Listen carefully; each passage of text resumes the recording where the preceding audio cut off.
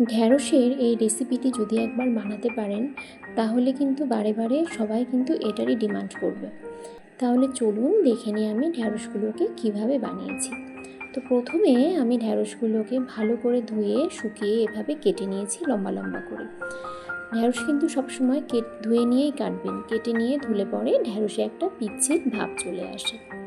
তারপরে আমি ঢ্যাঁড়সে স্বাদ মতো লবণ, হলুদ, বড় 1 টেবিল চামচ বেসন আর 1 টেবিল চামচ সরষের তেল দিয়ে ভালো মতো মাখিয়ে রাখলাম। তারপরে আমি একটা বড় পেঁয়াজের 4 ভাগের 2 ভাগকে এরকম ডাইস করে কেটে নিয়েছি, আর একটা বড় টমেটোর 4 ভাগের 2 ভাগকে এরকমভাবে কেটে নিয়েছিলাম। তারপরে কড়াইতে তেল গরম করে ওই পেঁয়াজ এবং টমেটোকে আমি ভেজে নেব। খেয়াল রাখবো এই সময় যেন গ্যাসের ফ্লেমটা মিডিয়াম টু হাই থাকে। তারপরে আমি ওই পেঁয়াজ টমেটোকে তুলে রেখে ওই একই তেলে ঢ্যাঁড়সগুলোকে দিয়ে দেব।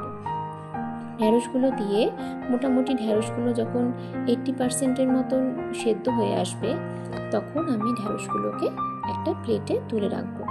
তুলে রেখে সেখানে আরও একটু তেল দিয়ে দেবো তাতে জিরে ফোড়ন। আপনারা চাইলে কাঁচা লঙ্কা বা শুকনো লঙ্কাও দিতে পারেন। তারপরে আমি বাকি যে টমেটো এবং পেঁয়াজটা যে কুচিয়ে রেখেছিলাম সেটা আমি ওই ফোড়নের মধ্যে দিয়ে দেব। দিয়ে একটু নাড়াচাড়া করে তাতে স্বাদ মতো লবণ আর হলুদ দিয়ে দিলাম। তারপরে পেঁয়াজ আর টমেটোটা ভাজা হয়ে গেলে আমি দিয়ে দেবো রসুন কুচি। রসুন কুচিটা কিন্তু একেবারেই অপশনাল, আপনারা চাইলে নাও দিতে পারেন, কিন্তু রসুন কুচির গন্ধটা একটু ভালো লাগে। তারপর রসুনের কাঁচা গন্ধটা চলে গেলে আমি একটা পেস্ট বানিয়ে রেখেছিলাম সেটা দিয়ে দেব। এই পেস্টের মধ্যে আছে বড় 2 টেবিল চামচ দই, ফেটিয়ে নিয়েছিলাম দইটাকে, ফেটানো টক দই, 1 টেবিল চামচ ধনে গুঁড়ো, 1/2 টেবিল চামচ জিরে গুঁড়ো আর 1/2 টেবিল চামচ লাল লঙ্কার গুঁড়ো দিয়ে আমি তারপর ভালো মতো ওই মশলাটাকে কষিয়ে নেব। মশলাটা যতক্ষণ না তেল ছেড়ে আসবে ততক্ষণ মশলাটাকে কষিয়ে নেব।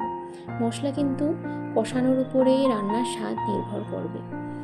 তারপরে মশলা যখন কষিয়ে তেল ছেড়ে আসবে তখন আমি তাতে এই ভেজে রাখা ঢ্যাঁড়সগুলো দিয়ে দেব।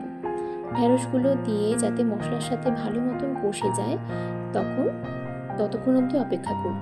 তারপরে দিয়ে দেব তাতে প্রয়োজন মতো জলটা ফুটে উঠলে তাতে দিয়ে দেব 2টো চেরা কাঁচা লঙ্কা। তারপর ঝোলটা ফুটে উঠলে তাতে দিয়ে দেব, এই ঝোলটা একটুখানি গ্রেভিটা একটু গামাখা হবে। তারপর তাতে দিয়ে দেব সেই ভেজে রাখা পেঁয়াজ এবং টমেটোগুলো। পেঁয়াজ টমেটোটা দিয়ে একটু নাড়াচাড়া করার পরে দিয়ে দেব ভাজা মশলার গুঁড়ো। এই ভাজা মশলাতে আছে 5 ফোড়ন, গোটা ধনে, শুকনো লঙ্কা আর তেজপাতা। তারপরে আর একটু নাড়াচাড়া করে নামিয়ে নেব। গরম ভাত বা রুটি বা পরোটার সাথে খেতে ভালো লাগে।